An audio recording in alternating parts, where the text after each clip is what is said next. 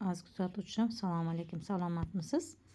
Siz ko'rib turgan duali tish yuvish pastasi bilasizmi? Tugagandan keyin anaqa tashlab yuboriladi-ku, mana xo'jayinim ham tashlab yuborgan ekan.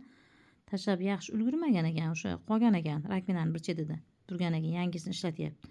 Men nima qilaman bilasizlarmi? Buni ham uvolini yoqtirmayman. To'g'risi men uvolni yoqtirmayman.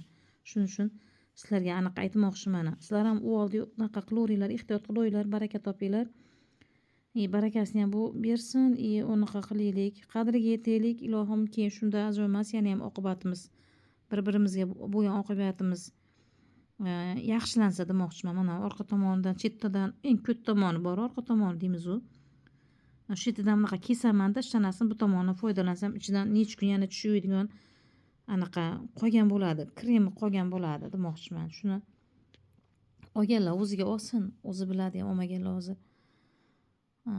Achchiqlaring ham kelishi mumkin. Uni bu oldi yig'ishtirib olaylik-chi. Bir oqibatli zamonimiz bo'lib qolsa ajoyib emas demoqchiman. U oldi qadriga yetaylik, baraka topinglar. Bu dunyomiz uchun ham, u dunyomiz uchun ham foydali.